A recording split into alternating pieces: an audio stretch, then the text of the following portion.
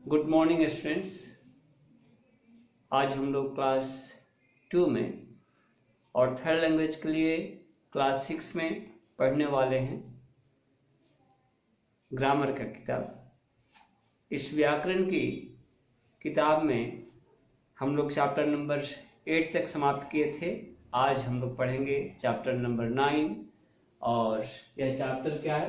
क्रिया। क्रिया को और नाम दिया गया है, इसका सिनोनिम वर्ड्स या पर्यायवाची शब्द कहिए। क्रिया को दूसरे नाम से हम पुकार सकते हैं, वह क्या है? काम। यानी काम को ही क्रिया कहते हैं। और क्रिया का अंग्रेजी वर्ड है क्या? वर्ब। यानी क्रिया को अंग्रेजी में वर्ब कहते हैं, VERB। आइए सभी बच्चे जो हैं, जो क्लास 2 के हैं और क्लास 6 थर्ड लैंग्वेज के, बुक को निकाले, 39 नंबर पेज को देखें। इन चित्रों को ध्यान से देखिए। क्या देखना है इन चित्रों में? हमें यह देखना है कि इनमें क्या क्या हो रहा है। इन चित्रों में क्या क्या हो रहा है, हमें यह देखना है। हम देख रहे हैं पहला जो तस्वीर है, इसमें 3 बच्चे हैं, एक बॉल है, ठीक है। तो यहां पर हम क्या देख रहे हैं? पिक्चर यह बता रहा है कि बच्चे जो है खेल रहे हैं। बच्चे क्या कर रहे हैं? बच्चे खेल रहे हैं। दूसरा पिक्चर देखिए, दूसरा जो तस्वीर है वह चिड़िया की है और चिड़िया क्या कर रही है? चिड़िया उड़ रही है। फिर नीचे आइए, माँ खाना पका रही है। माँ के द्वारा खाना बनाने की क्रिया को यहाँ पर इस तस्वीर में देखा जा रहा है। और लास्ट आइए, लास्ट तस्वीर क्या बता रही है? कि मछली तैर रही है। तो इन विभिन्न उदाहरणों के द्वारा हम यहाँ पर समझे क्या कि किसी वाक्य में क्या होता है? वर्ब होता है, किसी वाक्य में काम होता है, किसी वाक्य में क्रिया होती है। यानी वाक्य किससे पूरा होता है? क्रिया के द्वारा वह कंप्लीट होता है। तो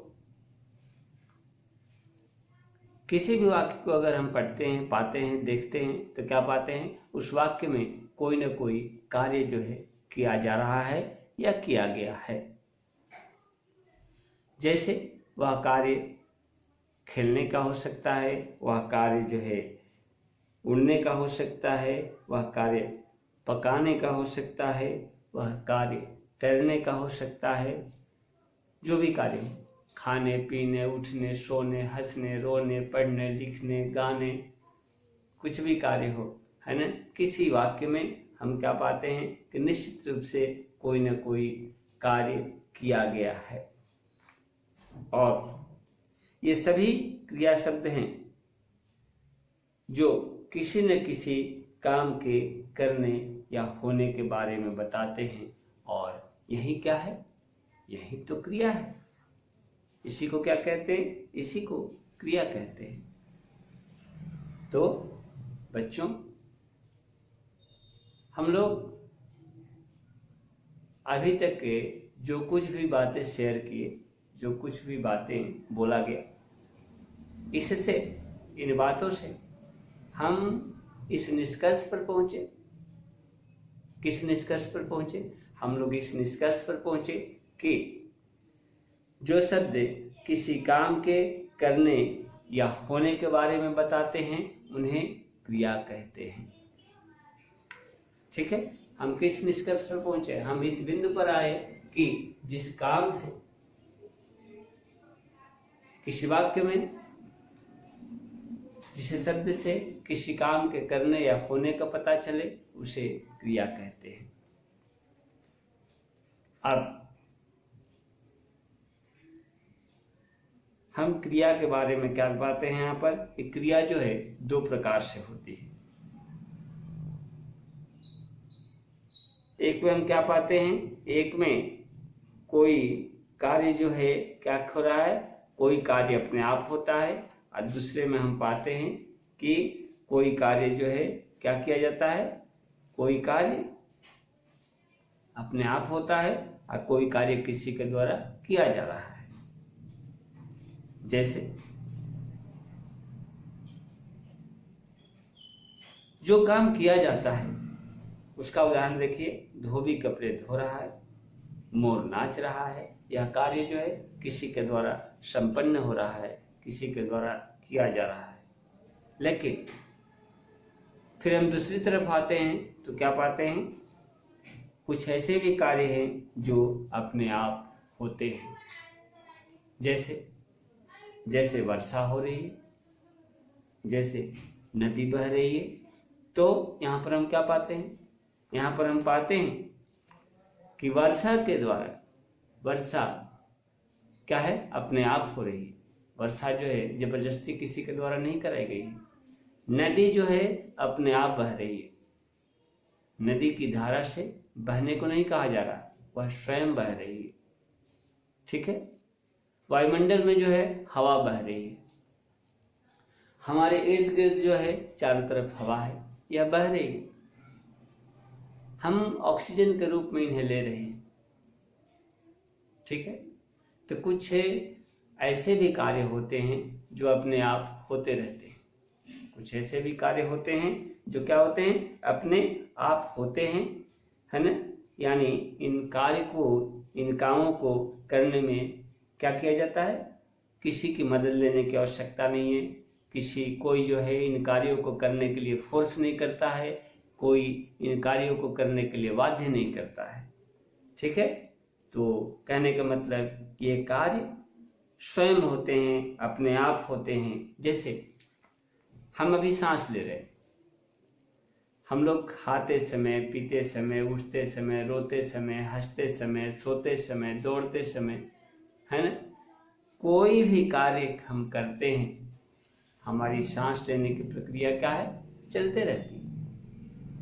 तो ये सब कार्य क्या है, ये सब कार्य जो है अपने आप होते हैं, ये फोर्स से नहीं होते, फोर्स से नहीं किए जाते।